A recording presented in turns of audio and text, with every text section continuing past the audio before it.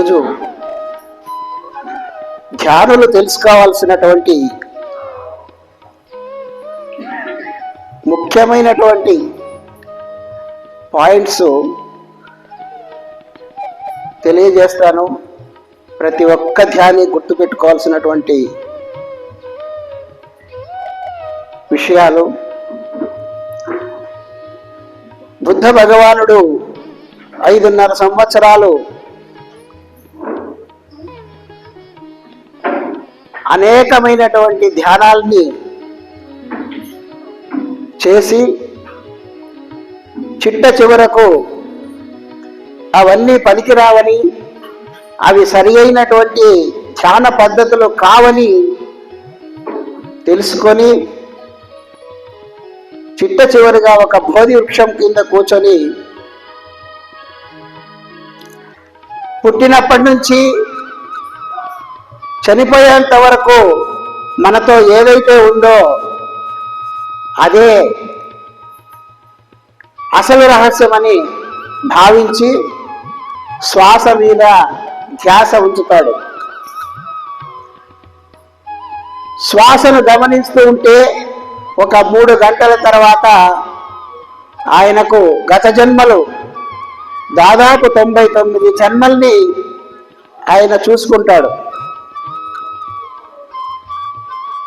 మరో 3 గంటల తర్వాత మరో జాములో ఎందుకోసం దుఃఖం వస్తుంది, దుఃఖానికి కారణం కనుక్కోవాలని చెప్పేసి ఆయన 5.5 సంవత్సరాలు ప్రయత్నం చేస్తే రెండవ జాములో ఏం తెలిసింది అంటే, గత జన్మలో అదే బుద్ధుడు చేసినటువంటి పాపాలు ఏ విధంగా మరుసటి జన్మలో అవి దుఃఖాన్ని కలిగించాయో చూసుకుంటూ వచ్చాడు. అంటే అక్కడ దుఃఖానికి కారణం ఎవరు? నేనే అని గ్రహించాడు. గత జన్మలో చేసింది మరో జన్మలో అనుభవించాడు, ఆ జన్మలో చేసింది మరో జన్మలో అనుభవించాడు. అదంతా చూసుకొని అప్పుడు తెలుసుకున్నాడు, ఓహో ఎవరి కర్మకు వాళ్ళే బాధ్యులు. కాబట్టి అవి పునరావృతం అవుతూ తనే అనుభవిస్తూ రావడం వలన తన కర్మలు ఏ పాపమైతే చేస్తో ఆ పాపాన్ని మనమే అనుభవించాలి, ఏ పుణ్యం చేసినా మనమే అనుభవించాలి అని చెప్పేసి గ్రహించాడు. 3వ జాములో మొత్తం సృష్టి రహస్యాలన్నీ కూడా బుద్ధ భగవానుడికి అర్థమైపోయాయి. చిట్ట చివరిగా దుఃఖానికి కారణం తృష్ణ. తృష్ణ అంటే కోరిక. దుఃఖం కలుగుతుంది అంటే కోరిక ఉంది అని. కోరిక ఉన్నప్పుడే, అది నెరవేరకపోయినప్పుడే దుఃఖం అనేటువంటిది సంభవిస్తుంది. కోరికలే తగ్గించుకుంటే దుఃఖానికి అవకాశమే లేదు. కోరికల వలన ఏమొస్తుంది? ఎప్పుడు కోరుకుంటాము? అజ్ఞానం ఉన్నప్పుడు కోరుకుంటాము. కాబట్టి బుద్ధ భగవానుడు దాన్ని తెలుసుకొని తర్వాత ఎన్లైట్మెంట్ మాస్టర్ అయిన తర్వాత బౌద్ధ భిక్షువులకి ఒక 8 అంశాలు చెప్పాడు. 8 అంగాలు, అష్టాంగ మార్గాలు అంటారు. ఎంత పాళీ భాషలో చెప్పారు. మనకు పత్రి సారు దాన్ని తెలుగులోకి ట్రాన్స్లేట్ చేసి అద్భుతంగా మనకు అందించాడు. సేమ్ ఆయన బుద్ధ భగవానుడు ఏదైతే పాళీ భాషలో చెప్పాడో వాటిని ట్రాన్స్లేట్ చేసి మనకు అందించడం జరిగింది. ప్రతి ఒక్క ధ్యాని కూడా, ప్రతి ఒక్క సాధకుడు కూడా ఈ అష్టాంగ మార్గాల్లోని అన్ని అంశాలని గుర్తుపెట్టుకోవాలి, నిరంతరం పాటించాలి. అలా అయితేనే ఉన్న స్థితి నుంచి ఉన్నత స్థితికి మనము ఎదగలుగుతాము. మన ఆత్మ ప్రయాణము ఉన్నతంగా ఎదగాలి అంటే కేవలం ధ్యానం చేస్తూ సరి అయిన జీవన విధానం లేకుండా, ఇవన్నీ పాటించుకోకుండా జీవించినట్లయితే ఎప్పుడు సంపాదించుకున్నటువంటి శక్తి అప్పుడే ఏదో కారణాల వలన తొలగిపోతూ ఉంటుంది. కాబట్టి ఇవి దృష్టిలో పెట్టుకోవాలి. వీటిని దృష్టిలో పెట్టుకొనే మనం ధ్యానం చేయాలి. మొదటిది ఏంటి అంటే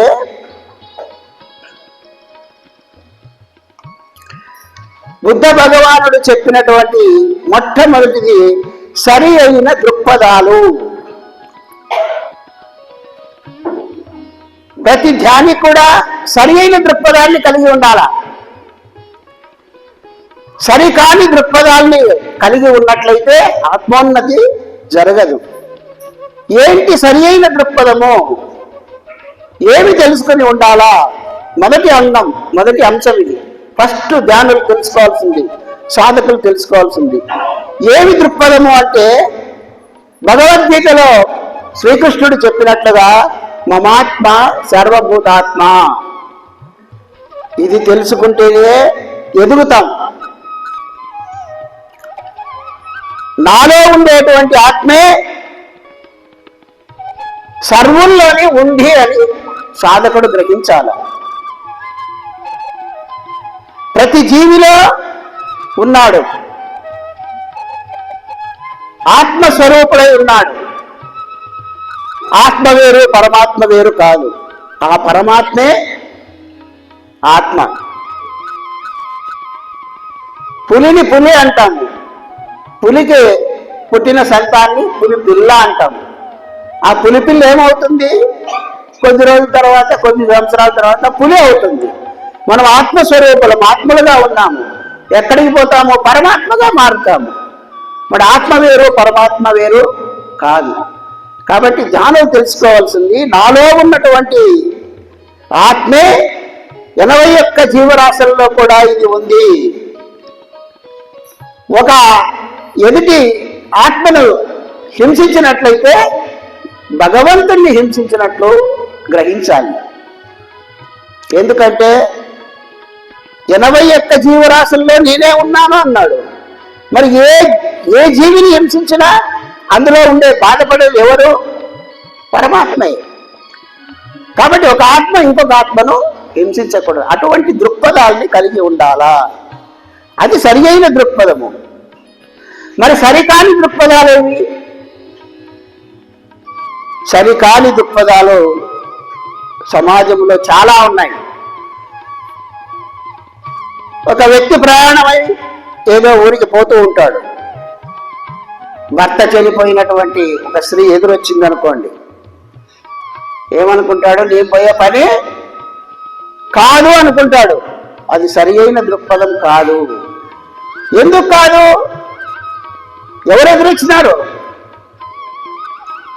ఈశ్వరుడు ఎదురొచ్చినాడు.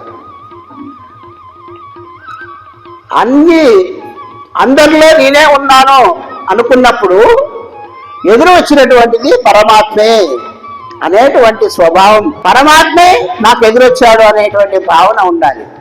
పిల్లి ఎదురొచ్చింది అనుకోండి, పిల్లి ఎదురొస్తే అపశకనం అని అనుకుంటారు. కానీ పిల్లి ఎవరు? పిల్లి లోపల ఉండేది ఏది? ఎవరు? ఈశ్వరుడే. పరమాత్మ ఎదురొచ్చినారు అనేటువంటి భావాన్ని మనము ధ్యానులంతా కలిగి ఉండాలి అని తెలియజేస్తున్నాడు. పిల్లి ఎదురొచ్చినా మనం అపశకనం అని రాదు. తర్వాత ఒక భర్త చనిపోయిన స్త్రీ ఎదురొచ్చినా మనకు అటువంటి భావనలు కలగరాదు. ఇంకా గ్రామాల్లో ఒకరికి పేరు పెట్టింటారు, ఫలానా వ్యక్తిని చూస్తే అయిపోయింది, ఇంకా ఏం పనులు జరగవు, వాడు బయటికి వెళ్ళినాడంటే చాలు ఇంకా తిట్టుతారు. అట్లాంటి పరిస్థితులు కూడా నేను చూశాను. ప్రతి గ్రామంలో ఒకరికి ఒకరికి ముద్ర వేస్తారు. ఆ పాపము ఆ ఆత్మ ఎంత శోభించాలా ఆలోచించండి. ఈ గ్రామంలో నేను బయటికి వెళ్తే నన్ను చూసిన వాళ్ళందరికీ దర్శనం పెట్టుకుంటుందా? వాళ్ళ ప్రయాణాలు ఇబ్బందికరమా? ఎంత క్షోభపడాలి. మరి ఆ క్షోభపడినప్పుడు మరి ఆ గ్రామంలో ఉండే ప్రజలందరికీ ఎవరెవరు అనుకుంటున్నారో, ఎవరెవరు ఆ దృక్పథాన్ని కలిగి ఉన్నారో వాళ్ళందరికీ పంచబడుతుంది. కాబట్టి ధ్యానులు తెలుసుకోవాల్సింది ఏమి అంటే, సరికాని దృక్పథాలని మనం మనసులో పెట్టుకోకూడదు. సరి అయిన దృక్పథాలనే కలిగి ఉండాలి. నా వాస్తవానికి నేనే కారణం, ఎవరూ కాదు. నాకు దుఃఖం కలిగింది అంటే ఏమనుకోవాలి? గత జన్మలో నేనేదో పాపం చేశాను, అందుకే నాకు ఈ కర్మ వచ్చింది, నేను అనుభవించాలి. కానీ ఏమనుకుంటున్నారు? వాళ్ళు చేసినారు, వీళ్ళు చేసినారు, వాళ్ళు లేకుంటే నాకు ఇబ్బంది రాదు, ఇవన్నీ అనుకుంటున్నారు. అవన్నీ సరికానే దృక్పథాలు. అందుకే బుద్ధ భగవానుడు చెప్తూ ఉన్నాడు, ప్రతి జ్ఞాని మీ ఆత్మ ఉన్నత స్థితికి ఎదగాలంటే మీ యొక్క దృక్పథాన్ని మార్చుకోండి. మీ దృక్పథాలు మారి తీరాలి, అప్పుడే నీ ఆత్మ ఉన్నత స్థితికి చేరుకుంటుంది అని చెప్పడం జరిగింది. అది మొదటి అంగం. బుద్ధ భగవానుడు చెప్పినటువంటి అష్టాంగ మార్గాల్లో మొదటిది సరి అయిన దృక్పథము. ప్రతి ఒక్క సాధకుడు నిరంతరం మనసులో మెదులుతూ ఉండాల, గుర్తు పెట్టుకోవాలా. సరి అయినటువంటి దృక్పథాల్ని మనం కలిగి ఉండాలా. దృక్పథాల్లో మార్పులు అనేటువంటివి చేసుకొని ఏ పరిస్థితుల్లో, ఎట్టి పరిస్థితుల్లో కూడా నువ్వు అందరిలో భగవంతుడే ఉన్నాడు అనేటువంటి భావన నీలో స్థిరమైతే, నీలో నిండుగా ఉంటే ఇటువంటి సరికాని దృక్పథాలు మనకు కలగవు.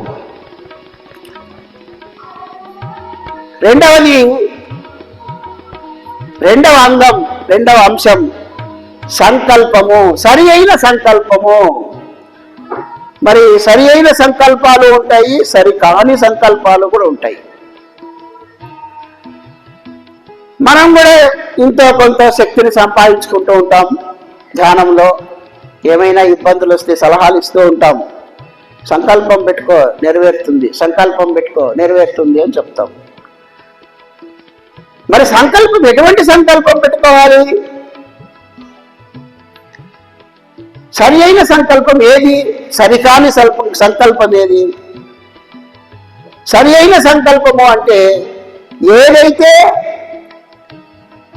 నీకు అవసరమో, మామూలుగా ప్రజలందరికీ అవసరము కూడు, గుడ్డ, గూడు. ఈ మూడు అవసరాల మీద మీరు పెట్టుకోండి. ధ్యానం ఎవరైనా సరే, నేను ఓపెన్గా చెప్తున్నాను, నేను నమ్మినటువంటిది. ఎవరైనా సరే ధ్యానంలో కొత్తగా వచ్చినా కూడా కొద్ది రోజులు ధ్యానం చేసిన తర్వాత ఈ మూడింటిలో లోపం ఉంటే, సరి అయిన ఆహారం నీకు దొరకకుండా ఉన్నా, సరి అయినటువంటి దుస్తులు లేకున్నా, సరి అయిన నివాసం లేకున్నా ధ్యానం చేయండి. ఒక కొట్టంలో ఉన్నటువంటి వ్యక్తి 2 సంవత్సరాలు నాకు ఇల్లు కావాలి అని ధ్యానం చేయండి. హాస్టల్ మాస్టర్స్ తప్పకుండా వాడి కోరికను నెరవేర్చి తీరుతాడు. ఇవి సరి అయిన సంకల్పాలు. ఎందుకంటే నెససరీ, మనకు ఎకనామిక్స్ లో చెప్తారు నెససరీ కంఫర్ట్స్, లగ్జరీస్ అని. నెససరీస్ ఇవి ప్రతి ఒక్క మానవుడికి, ప్రతి ఒక్క జీవికి అవసరం. వీటిని మాత్రము హాస్టల్ మాస్టర్స్ తప్పకుండా నెరవేరుస్తారు. తర్వాత కంఫర్ట్స్ కూడా నెరవేరుస్తారు. నెససరీ అంటే ఈ 3 అత్యవసరం కదా. ఆ 3 లేకుంటే చాలా ఇబ్బంది పడతారు ప్రజలు. మరి కంఫర్ట్స్ అంటే కంఫర్ట్స్ కూడా అవసరమే. వయోవృద్ధులు అయింటారు, ఇంట్లో ఒక సోఫా సెట్ కావాలి, కుర్చీలు కావాలి. ఇవి కంఫర్ట్స్. ఇప్పుడు ఒకప్పుడు లగ్జరీ వస్తువులైనటువంటి సెల్ ఫోను, టీవీ, లగ్జరీ వస్తువులు అప్పుడప్పుడు కంఫర్ట్స్గా మారుతూ ఉంటాయి. ఇప్పుడు టీవీ కంఫర్ట్ కాదా? అవసరమా కాదా? అత్యవసరం కాదు, కానీ అవసరమే. కొంత ఎంటర్టైన్మెంట్ కోసం కానీ, వార్తలు తెలుసుకోవడానికి కానీ, ఈ ప్రపంచంలో ఏం జరుగుతుందో తెలుసుకోవడానికి కానీ అది లగ్జరీ. ఒకప్పుడు ఉన్నత కుటుంబాల్లో ఉండేవి, ఇప్పుడు ప్రతి ఒక్కరి ఇంట్లో ఉంది. అవసరం. సమాజంలో ఏం జరుగుతుంది అనేటువంటి తెలుసుకోవడానికి అవసరం.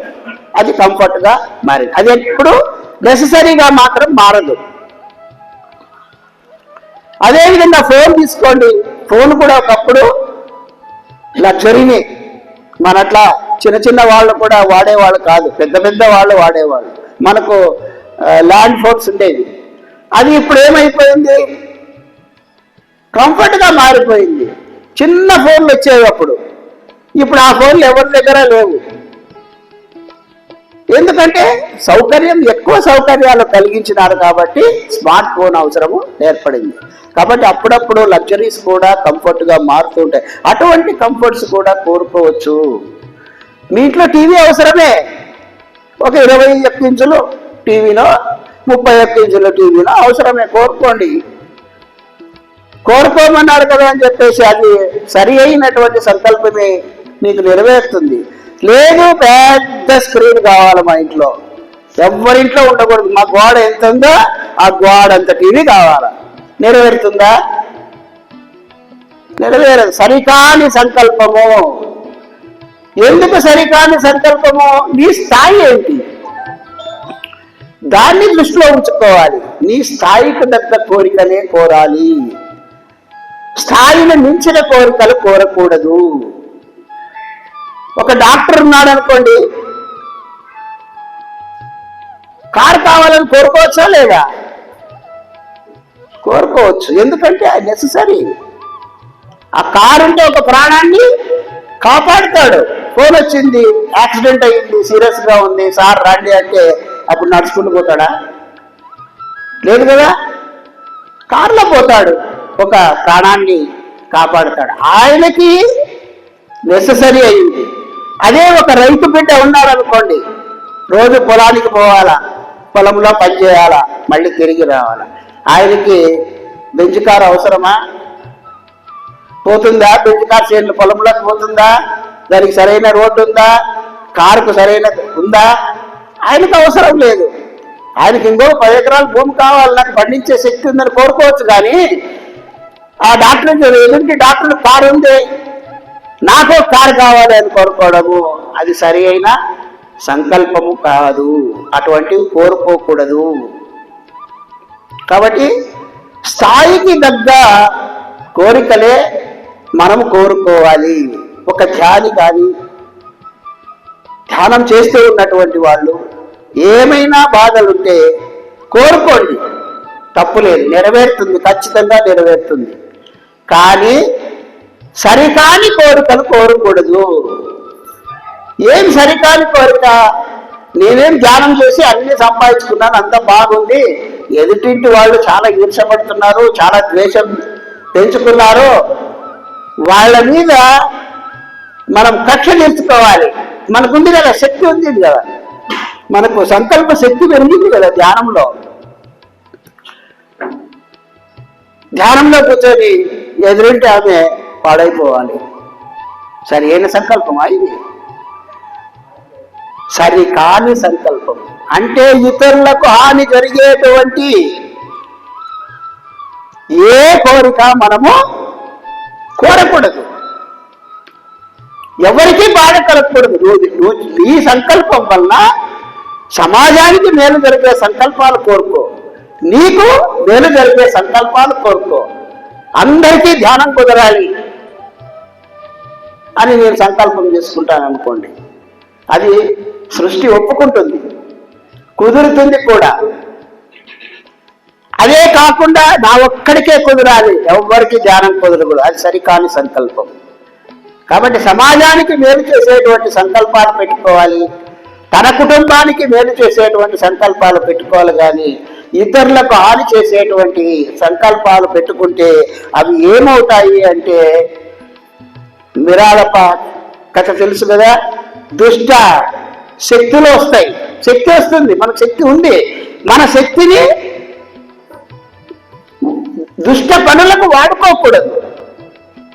మిరాలప అలా చేశాడు, కానీ పతనమైపోయాడు. తరిమి కొట్టారు. ఎంత కష్టపడ్డాడో మనకు తెలుసు. ఎన్నో ఇళ్ళు కట్టి రక్తసిక్తమైనటువంటి శరీరంతో మళ్ళీ పాపాలన్నీ కడుక్కొని మళ్ళీ ధ్యాని అయి ఒక గొప్ప యోగిగా మారిపోయాడు. మరి ఈ స్టోరీ వల్ల మనం ఏం తెలుసుకుంటాము? సరికాని సంకల్పాలు పతనం చేసినాయండి. అటువంటి సంకల్పాలు మనం ఎట్టి పరిస్థితుల్లో కూడా అటువంటి సంకల్పాలు జోలికి పోకుండా సమాజం గురించి సంకల్పాలు పెట్టుకోవాలి, మన కుటుంబం గురించి సంకల్పాలు పెట్టుకోవాలి, మన గురించి సంకల్పాలు పెట్టుకోవాలి. ఇవి ఇప్పుడు సరి అయినటువంటి దృక్పథాలు, సరి అయినటువంటి సంకల్పాలు అయిపోయింది. సరికాని సంకల్పాలు ఏదో తెలుసు, సరికాని దృక్పథాలు ఏదో తెలుసు. మూడోది వచ్చేసి సరి అయిన వాక్కులు. ఇది చాలా ఇంపార్టెంట్. సరి అయిన వాక్కులు ఏంటి, సరికాని వాక్కులు ఏంటి? సరి అయిన వాక్కులు అంటే ఏదైతే నేను చెప్తూ ఉన్నానో ఆ విషయము అందరికీ అర్థమయ్యేటట్టు స్పష్టంగా, క్లుప్తంగా, దోషరహితంగా హృదయాలకి హత్తుకొని పోయే విధంగా చెప్పాలి. అలా కాకుండా నా ప్రతిభను పెంచుకోవాలి అనుకుంటే గ్రాంధిక భాషలో పదాలు వాడుతూ లేదా ఇంగ్లీష్లో పదాలు వాడుతూ ఎవ్వరికీ అర్థం కాకుండా చెప్పాననుకోండి, ఒక్కొక్కరు లేచిపోతారు. అది సరి అయిన వాక్కు కాదు. సరి అయిన వాక్కు అంటే క్లుప్తంగా చెప్పాలి. గంటలు చెప్పిందే చెప్పి దాన్నే తిరగదోడుతూ ఉంటే అది సరి అయిన వాక్కు పద్ధతి కాదు. చెప్పేటువంటి విధానంలో స్పష్టత ఉండాలి, దోషరహితంగా ఉండాలి. మాటల్లో కూడా దోషం అనేది కనిపించకూడదు. చెప్పేటువంటి విధానం కూడా క్లుప్తంగా ఉండాలి. వినేటువంటి వాళ్లకు అర్థమయ్యేటువంటి భాషలోనే మనము చెప్పగాలి. అలా కాకుండా మనం మాట్లాడేటువంటి విధానంలో 10 మందిలో ఉన్నప్పుడు ఏ విధంగా మాట్లాడాలి,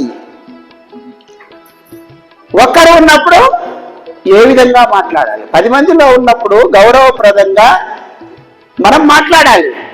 అదే సింగిల్గా ఉన్నామనుకోండి, సరే మీ ఫ్రెండ్షిప్లో ఏమైనా మాట్లాడుకోవచ్చు, ఏ పదాలైనా ఉపయోగించుకోవచ్చు. కానీ ఒక 10 మందిలో మాట్లాడేటప్పుడు చాలా జాగ్రత్తగా మనము మాట మీద ధ్యాస ఉంచాలి. సరైన మాటలే మాట్లాడాలి. నలుగురిలో మాట్లాడేటప్పుడు మాటలు చాలా జాగ్రత్త వహించాలి. మరి అలా కాకుండా ఎలా పడితే అలా మాట్లాడడం వల్ల అవన్నీ సరికానేటువంటి మాటలు. సరే, మరి మాటలు మంత్రంగా మారుతుంది.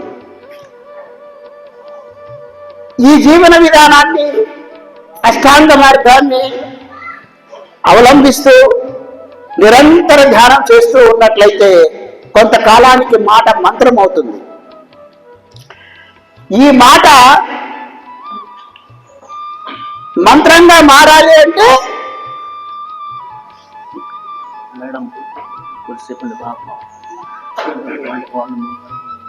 మాట మంత్రంగా మారాలి అంటే వాక్ శుద్ధి పెంచుకోవాలి. వాక్ శుద్ధితో మన మాట మంత్రం అవుతుంది. చూడండి, చెప్పేటువంటి భావన క్లుప్తంగా ఉండాలంటే పత్రిసారం తీసుకోండి. ఎంతో వెయిట్ చేస్తాం, 3 గంటలు ధ్యానం చేసి ఏం సందేశం ఇస్తాడో అని చెప్పేసి లక్షలాది మంది టిఫిన్కి కూడా పోకోకుండా సార్ సందేశం వినాలని కూర్చుంటాం. ఎంతసేపు ఇస్తాడు సందేశము? 10-15 నిమిషాలు. ఎలా ఉంటుంది సందేశం? ఎంత క్లుప్తంగా ఉంటుంది, ఎంత డెప్త్గా ఉంటుంది. మాట్లాడితే పత్రిసారి మాట్లాడినట్లు మాట్లాడాలి. మరి పత్రిసారి మాట్లాడితే ఒక సృష్టి జరుగుతుంది. జరిగిందా లేదా? ఇప్పుడు ఆ మాటల వల్లనే కదా మనమంతా తయారైంది. తయారు కావడం అంటే సృష్టి. దేని ద్వారా తయారు చేశాడు? మాటల ద్వారా తయారు చేశాడు. అదే పత్రిసారు మాట్లాడితే సృష్టి జరిగింది, హిట్లర్ మాట్లాడితే విధ్వంసం జరిగింది. అవునా కాదా? హిట్లరు మాట్లాడతాడు, బ్రహ్మాండంగా మాట్లాడతాడు. హిట్లర్ మాట్లాడుతూ ఉంటే ఎవ్వరు కూడా పక్కకు కదలరు, సైన్యంలో కానీ ప్రజలు కానీ ఎవరైనా కానీ. అంత బ్రహ్మాండంగా మాట్లాడతాడు. కానీ ఆయన మాటలు విధ్వంసకర మాటలు. ప్రోత్సహిస్తాడు సైన్యాన్ని. మన కులం గొప్పది, ఆ కులం సైనికులని ఊచకోట కోయండి అని చెప్పేసి ఉద్రేకపరుస్తాడు. దానివల్ల ఎంత నష్టం జరిగిందో మీ అందరికీ తెలుసు. ప్రపంచ యుద్ధమే వచ్చింది. 2 చోట్ల బాంబు దాడులు జరిగి ఎంతో మంది ప్రజలు నాశనం అయిపోయారు. ఈ రోజు కూడా హీరసాకి ఆ ప్రాంతాల్లో మొక్క కూడా మలవదు. వంశపారంపర్యంగా కుంటివాళ్ళు గుడ్డివాళ్ళు ఇప్పటికి కూడా పుడుతూనే ఉన్నారు. మరి హిట్లర్ మాటలు సరికాని మాటలు, పత్రిజీ మాటలు సరి అయిన మాటలు. అదేవిధంగా హరిశ్చంద్రుడు మాట్లాడతాడు. అంటే సత్యముతో కూడుకున్నటువంటి మాటలు మాట్లాడాలి. కొంతమంది ఉంటారు నిరంతరం అబద్ధమే చెప్తూ ఉంటారు. దానివల్ల నీలో శక్తి క్షీణించిపోతూ ఉంటుంది. అవసరము అయితే తప్ప అటువంటి మాటలు మాట్లాడకూడదు. హరిశ్చంద్రుడి మాదిరి మాట్లాడాలి, బేతాళుడి మాదిరి మాట్లాడాలి. బేతాళ కథలు తెలుసు కదా, ఎంత స్పష్టంగా ఉంటాయి, చిన్న పిల్లలకు కూడా అర్థమవుతాయి. సోక్రటీస్ మాదిరి మాట్లాడాలి, రమణ మహర్షి మాదిరి మాట్లాడాలి. చిన్న పదాల్లో ఒక వాక్యంలో ఎంతో లోతైనటువంటి అర్థాన్ని కలిగి ఉంటారు. రమణ మహర్షి ఏం చెప్తాడో ప్రతి ఒక్కరికి నిన్ను నువ్వు తెలుసుకో అంటాడు. ఎంత అర్థం ఉంది చూడండి, ఎక్కువ మాట్లాడు. కాబట్టి ప్రతి ఒక్క ధ్యాని కూడా, ప్రతి ఒక్క సాధకుడు కూడా మాట మీద జాగ్రత్త ఉండాలి. మాట మాట్లాడేటప్పుడు సరి అయిన మాటలా, సరికాని మాటలా అనేటువంటిది మనం గుర్తుపెట్టుకోవాలి. సరికాని మాటలన్నీ కూడా మనం వదిలిపెట్టాలి. సరి అయిన మాటలే మాట్లాడుతూ మన జీవనాన్ని ముందుకు సాగించినట్లయితే మన ఆత్మ ఉద్ధరణ అనేటువంటిది జరుగుతుంది. నిరంతరం గుర్తుపెట్టుకోవాల్సినటువంటి అంశం. తర్వాత సరి అయిన కర్మలు. మనము కళ్ళ ద్వారా కర్మ చేస్తున్నాం, నోటి ద్వారా కర్మ చేస్తున్నాం, చేతుల ద్వారా కర్మలు చేస్తూ ఉన్నాం. కర్మ అంటే పని, ఒక చర్య. మరి చేసేటువంటి పనులు, చేసేటువంటి కర్మలు సరి అయినవా కాదా మనం గుర్తించుకోవాలి. మనం చేస్తున్నటువంటి పనులు సమాజానికి ఉపయోగపడుతున్నాయా, నష్టపరుస్తున్నామా, లేదా ఒక కుటుంబానికి ఉపయోగపడుతుందా, లేక నీకు ఉపయోగపడుతుందా, లేక సమాజానికి ఉపయోగపడుతుందా, లేకపోతే ఇతరులను బాధించడానికి ఉపయోగపడుతుందా అనేటువంటి జ్ఞానాన్ని, విచక్షణ జ్ఞానాన్ని కలిగి ఉండాలి. చేసేటువంటి పనులు కళ్ళ ద్వారా చేస్తాం కొన్ని.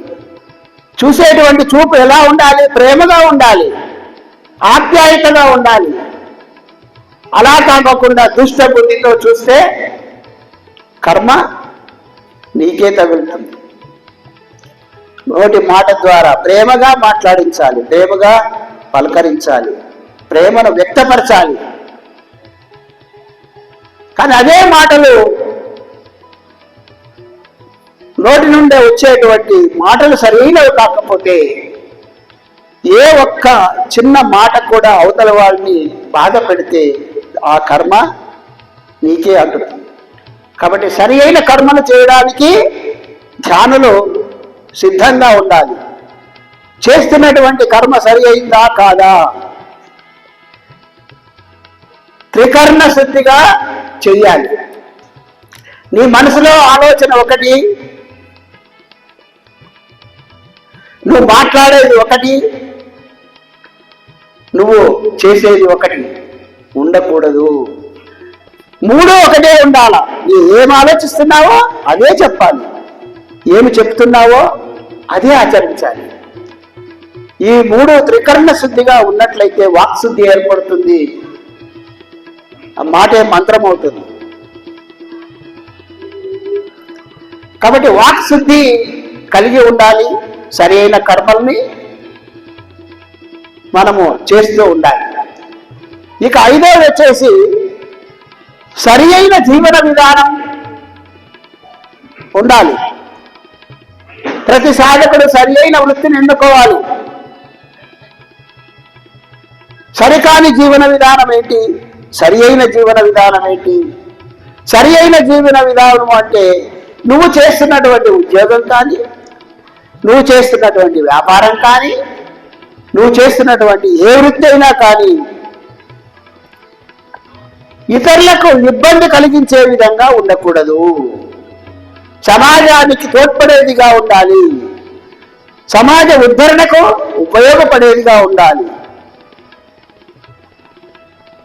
మరి సరికాని విషయాలు ఏంటి? నీ వృత్తి ఉద్యోగమే, కానీ లంచాలు తీసుకునేటువంటి వృత్తిని ఎంచుకుంటాను నేను అంటే అక్కడ దోషం ఉంది. నువ్వు చేస్తున్నటువంటి పనికి నువ్వు వేతనం తీసుకో, కష్టించి పని చెయ్యి. నీ పని వలన సమాజ ఉద్ధరణ జరుగుతుంది. దాన్ని కష్టించి సంపాదించుకున్న దాన్నే నువ్వు అనుభవించు. లంచం తీసుకున్నట్లయితే సరి అయిన జీవన విధానం కాదు. బాగా గుర్తుపెట్టుకోండి.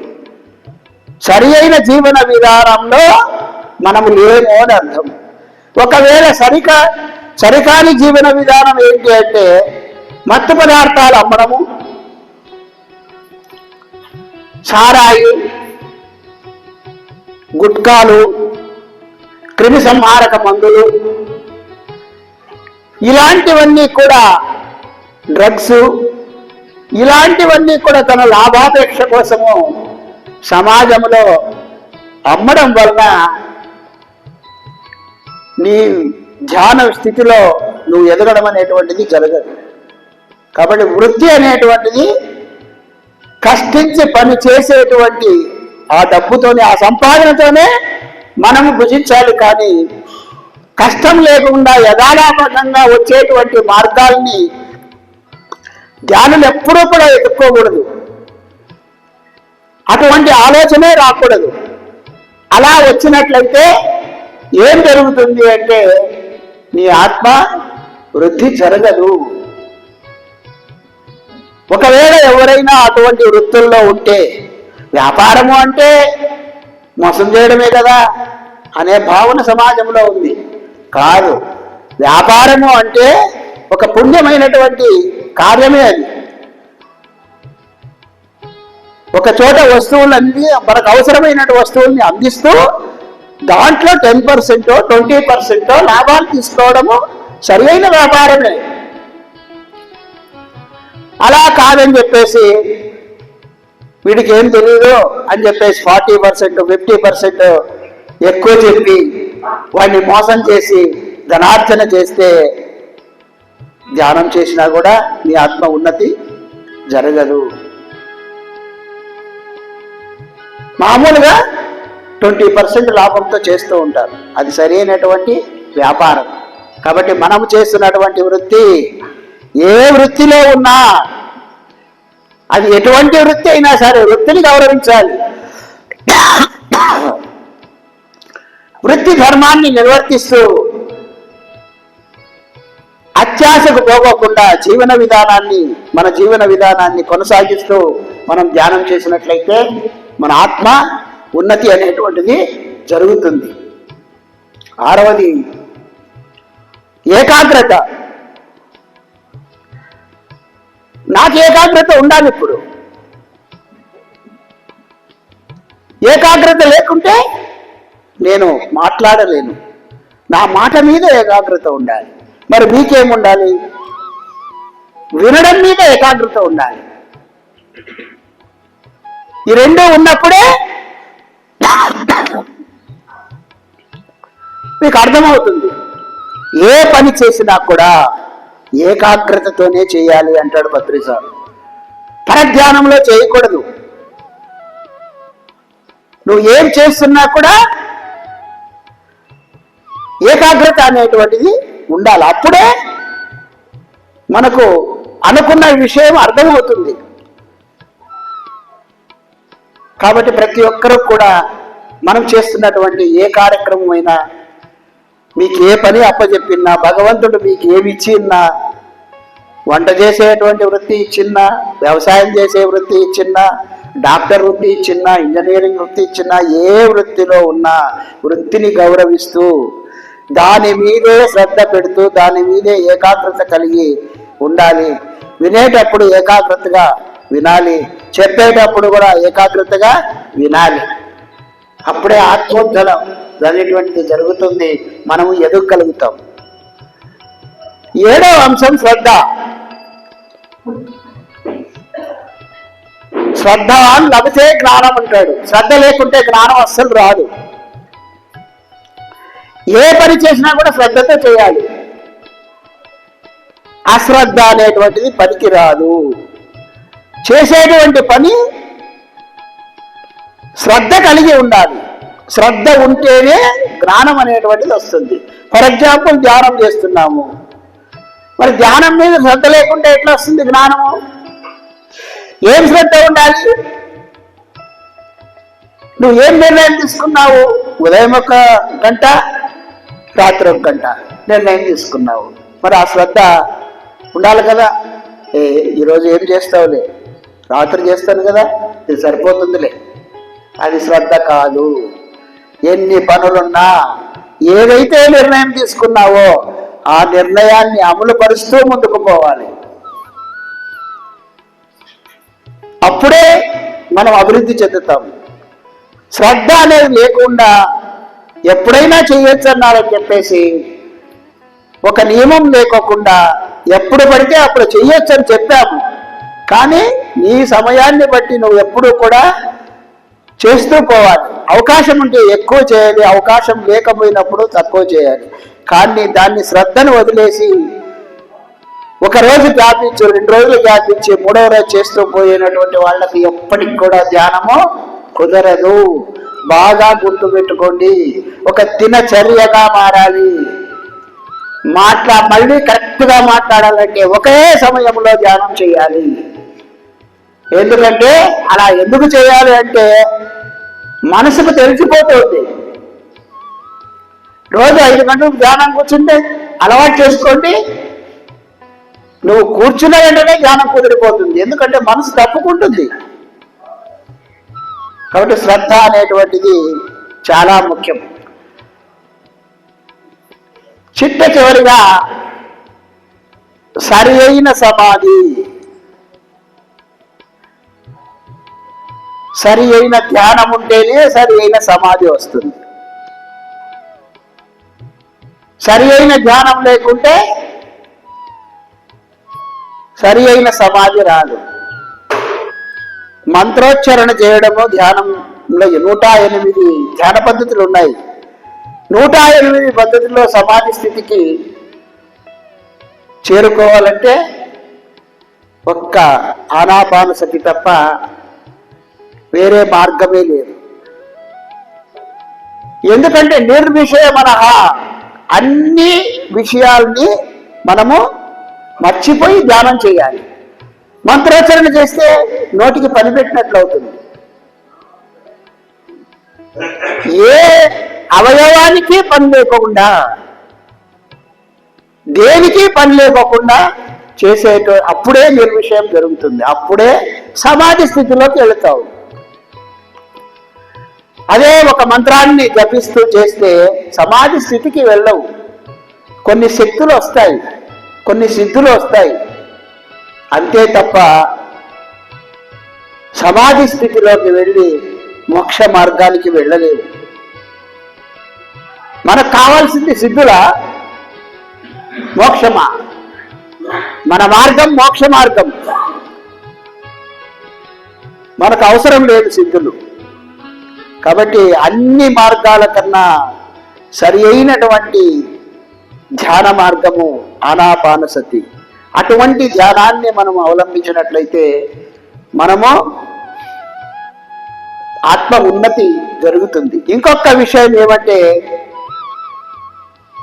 ఈ ధ్యానం చేసినట్లయితే పైన విషయాలన్నీ కూడా సరి చేయబడతాయి అని పత్రిసార్ చెప్పాడు. నగ్న సత్యం. ఇవన్నీ ఏమి చేయక్కర్లేదు, ఏడు కూడా చేయక్కర్లేదు అంటాను నేను. సరైన ధ్యానం చేస్తే ఈ పైన చెప్పినటువంటి 7 అంశాలు 7 అంగాలు కూడా సరి చేయబడతాయి. ఒక వీణకు ఉన్న ఇట్లా ఒక నట్ట ఉంటుంది, ఇట్లా బిగిస్తే దానికి ఉన్నటువంటి తీగలన్నీ కూడా సెట్ అయిపోతాయి. ఒక్క ధ్యానం చేస్తే సరి అయిన దృక్పథాలు వస్తాయి, సరి అయిన సంకల్పాలు వస్తాయి, సరి అయిన కర్మలు చేస్తాము, సరి అయినటువంటి వాక్ వస్తుంది, సరి అయిన ఏకాగ్రత వస్తుంది, సరి అయిన శ్రద్ధ వస్తుంది. అన్నీ కూడా ధ్యానంలోనే ఉన్నాయి. అందుకే పత్రిసారు ధ్యానం చేయి, ధ్యానం చేయి, ధ్యానం ఏది పోయి నాకు క్యాన్సర్ ఉందన్నా, కడుపు నొప్పి ఉందన్నా, నాకు అది బాగాలేదు, నాకు ఇంట్లో బాగాలేదు, నా కుటుంబంలో బాగాలేదు, ఏదైనా చెప్పు విండు. వెంటనే ఏం చెప్తాడు? ఫస్ట్ ధ్యానం చేయంటాడు. కరెక్టే, పత్రిసారు చెప్పింది 100కి 100 రూపాయలు నగ్న సత్యం. ధ్యానం ఒక్కటి చేస్తే అన్ని సవరించబడతాయి. అందుకు నేనే ప్రత్యక్ష ఉదాహరణ. ఈ అష్టాంగ మార్గాల్లో ఏమీ నేను గుర్తుపెట్టుకోను. ధ్యానం చేస్తూ పోతూ ఉంటే ఆటోమేటిక్గా అన్ని అవంతకవే వచ్చేసాయి. కాబట్టి బుద్ధుడు చెప్పినటువంటి అష్టాంగ మార్గాన్ని ధ్యానులంతా అవలంబించాలని, ఇవి అవలంబిస్తున్నట్లయితేనే మన ఆత్మోద్ధరణ జరుగుతుందని చెప్పేసి నేను భావిస్తున్నాను. కాబట్టి అందరూ కూడా అష్టాంగ మార్గాల్ని గుర్తించుకొని ధ్యానం చేస్తూ వీటిని కూడా గుర్తు పెట్టుకోవాలని చెప్పేసి మనస్ఫూర్తిగా కోరుకుంటూ విరమిస్తాను. ధ్యానులందరికీ నా హృదయపూర్వక నమస్కారాలు. ధ్యానం అంటే ఏంటో వివరంగా మనసారి చెప్తూనే ఉన్నారు. కానీ ఎంతమందికి అర్థమైంది? ధ్యానం ఎంతమందికి అర్థమైంది? ఎంత నీట్గా చేయాలనేది అర్థమైంది? ఎలా చేయాలనేది అర్థమైంది? ధ్యానం అంటే సర్వభోగకారిణి, సర్వరోగ నివారిణి. ధ్యానంలో ఎంతో ప్రత్యేకత ఉంది. ధ్యానం అంటూనే ఉంటాం, ప్రతి ఒక్కళ్ళు చెప్తూనే ఉంటాం ధ్యానం చేయండి, ధ్యానం చేయండి అని. ధ్యానంలో ఏముంది?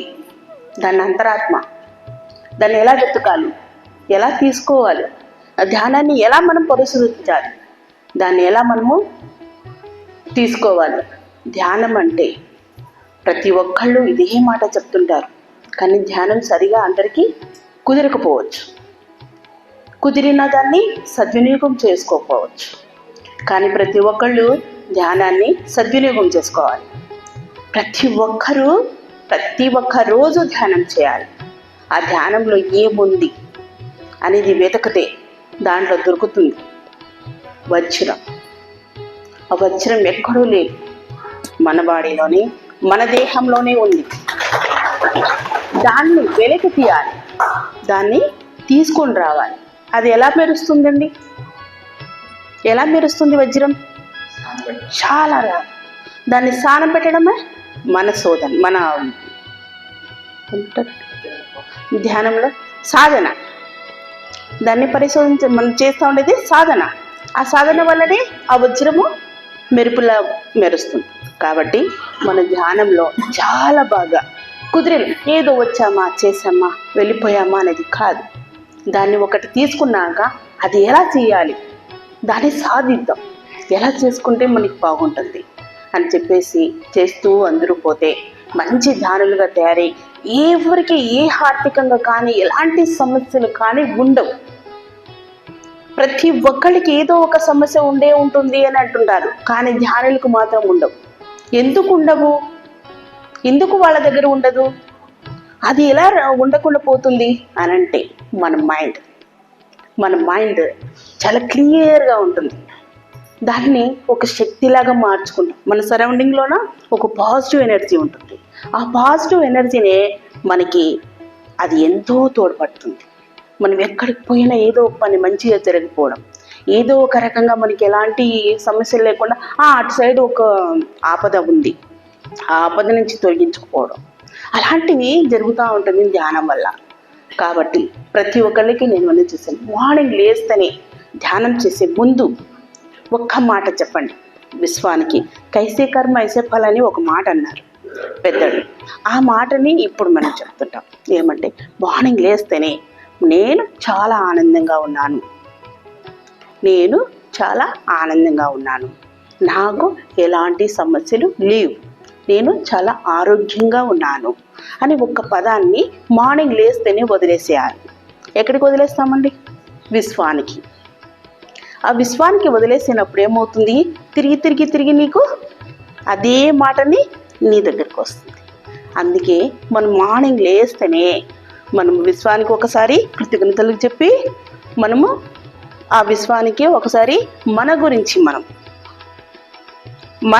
మనం నేను చాలా బాగున్నాను, అందరూ చాలా బాగున్నారు, అందరూ సంతోషంగా ఉన్నారు, నా పిల్లలు, నా భర్త, నా ఇంట్లో వాళ్ళందరూ చాలా బాగున్నారు అని ఒక్క పాజిటివ్ వర్డ్, ప్రతి ఒక్క దాంట్లోన పాజిటివ్ వర్డ్ అనేది యూజ్ చేయండి.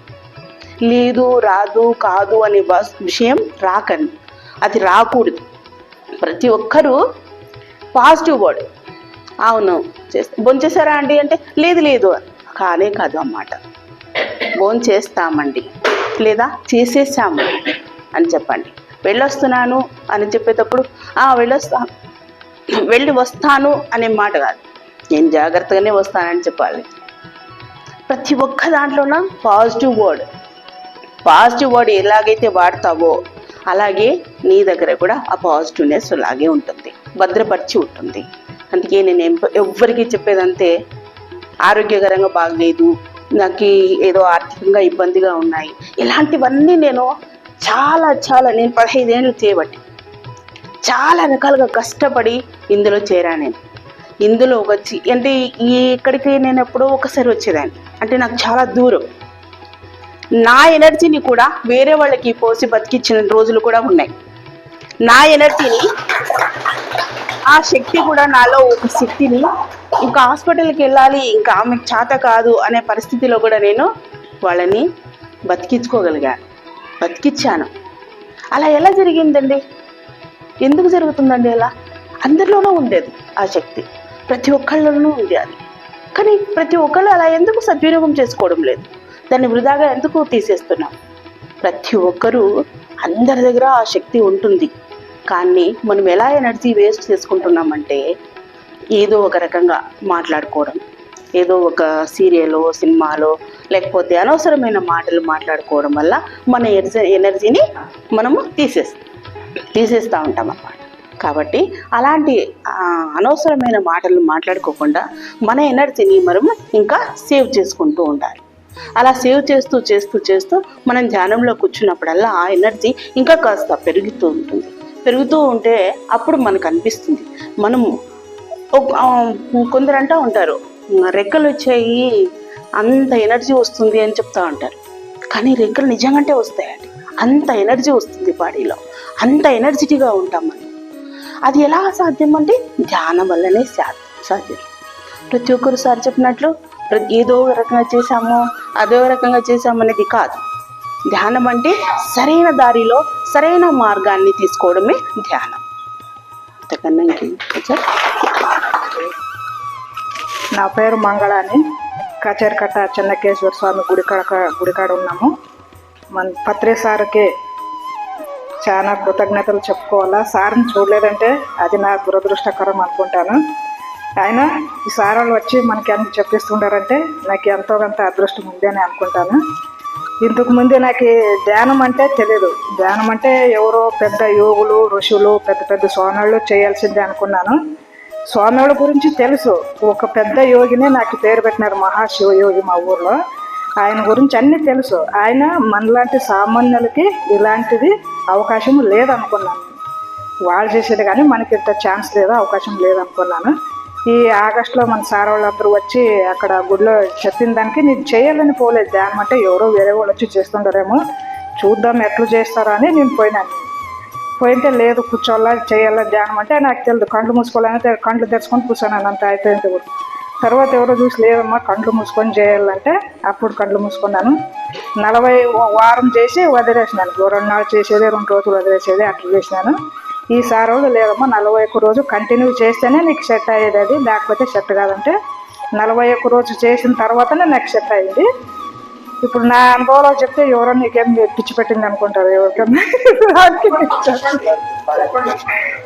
ధ్యానంలో కూర్చోంటే నిద్ర ప్లస్ ధ్యానం 2 కలిసిపోతాయి. ధ్యానంలో ఉన్నప్పుడు నిద్ర రాదు, నిద్రపోయినప్పుడు ధ్యానం వస్తుంది. ధ్యానం చేసి పండుకున్నానంటే నిద్ర నుంచి మేలుకు వస్తుంది. ఆయన ధ్యానంలో ఉంటాను. మేలుకు వచ్చినా నాకు లేచే కాదు, నాకు అన్ని చెవులు ఒకటి వినపడుతుంటాయి కదా, అన్ని బాడీలు ఏం పనిచేయవు. అట్లా అవుతుంది. మళ్ళా తర్వాత ఇంకో రోజు అమాస్కి ధ్యానం చేస్తుంటే ఏదో శక్తి వచ్చేస్తుంది. కింద నుంచి వచ్చేది వినపడుతుంది, తెలుస్తుంది, కానీ పోయేది టక్కున పోయేస్తుంది. వచ్చి అన్నీ బంద్ చేస్తుంది, మనిషిని అంతా లాక్ చేస్తుంది. కాళ్ళ చేతులు అలడిచ్చాక రాదు, ఏం రాదు. ఓ 15-20 సెకండ్లు ఊపిరి కానీ బంద్ చేస్తుంది. ఓ 4-5 సార్లు ఇట్లా ఊపిరి తీర్చేది లేకుండా బంద్ చేసేస్తుంది. బంద్ చేసి మళ్ళీ టక్కున వెళ్ళిపోయేది. మళ్ళీ ఒక 5-6 సార్లు అట్లా అయింది. వచ్చేది వెళ్ళిపోయేది. నాకేమో అది చాలా బాగా అనిపించింది. నాకు చాలా సంతోషము, తృప్తి అనిపించింది. మళ్ళీ అట్లా ఇంకో 2 సార్లు అట్లా అనుభవిస్తామంటే నేను అనుకుంటే రావటం లేదు. ఇంకేం రాదులే, ఒక 10 నిమిషాలు చూసి పండుకొనేసినాను. ఇంకేం రాదులే అని నేను పండుకున్న తర్వాత మళ్ళీ వచ్చేది ఊపిరి కానీ బంద్ చేస్తే మళ్ళీ టక్కని వెళ్ళిపోయేది. అట్లా అయింది. దానికి చెప్పి మీరు ఏమనుకుంటారు ఏమని నేను చెప్పడానికి వెనకట్టేస్తున్నాను సార్. ఈ అవకాశం ఇచ్చిన దానికి మీకు అందరికీ నమస్కారం.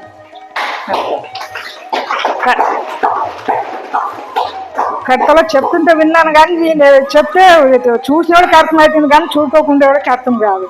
మనం పోతే అది చూస్తేనే తెలుస్తుంది. మనము ఇంట్లో 10 మందికి చేయాలంటే తండ్లాడిపోతాం కాదు, అది ఇది చదువుకోవాలని. అంతమందికి అంత అరేంజ్మెంట్ అంత చేస్తుంటారంటే మామూలు మనుషులు చేయలేని పని అది. మహా ధ్యానులు అయితేనే అది మెయింటైన్ చేయగలరు.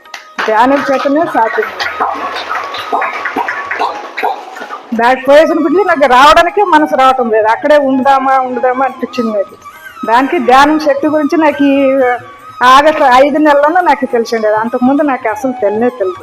ఇవన్నీ నాకు తెలియపరిచిన మీరందరికీ మీ రుణం ఎప్పుడు తీసుకోలేను సార్. మీరందరూ